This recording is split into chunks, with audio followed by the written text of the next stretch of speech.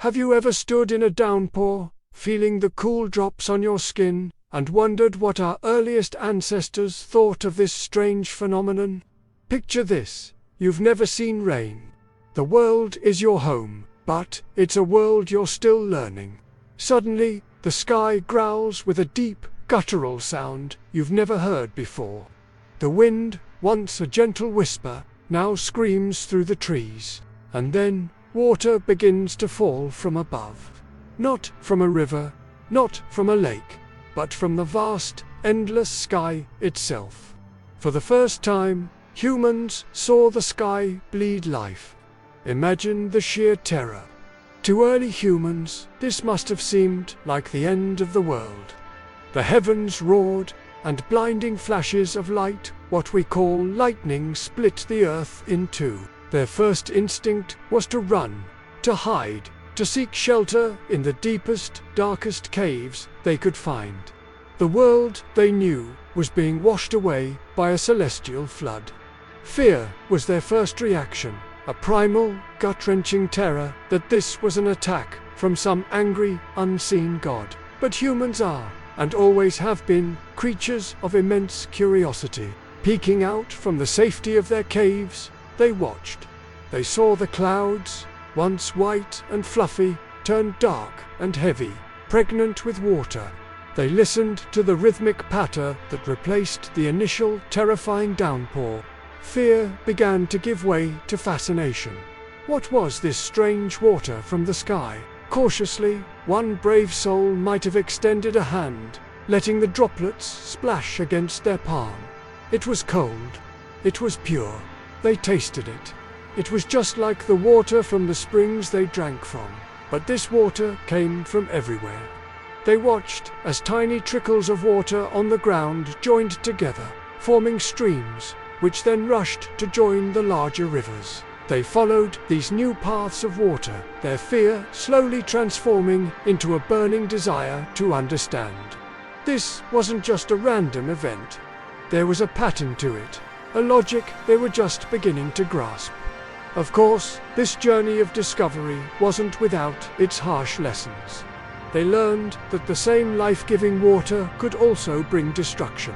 A sudden, violent storm could cause a river to swell and burst its banks, washing away their temporary shelters and forcing them to flee to higher ground. They saw the sheer, untamable power of nature firsthand. These floods were a brutal but necessary lesson. Nature demands respect. It taught them the concept of balance, that too much of anything, even something as vital as water, can destroy. They had to learn to adapt, to build smarter, to understand the rhythms of the seasons and the moods of the river. Through this cycle of fear, observation, and trial and error, a profound realization dawned. The rain filled the rivers. The rivers nourished the land, causing plants to sprout from the earth in vibrant greens. Animals, their source of food, were always found near these water sources. Water wasn't just for drinking. It was the foundation of everything. It was the hub around which life revolved. And so they began to change their ways. Instead of wandering aimlessly, they started to settle near these reliable rivers. The water was a constant source for drinking and cleaning.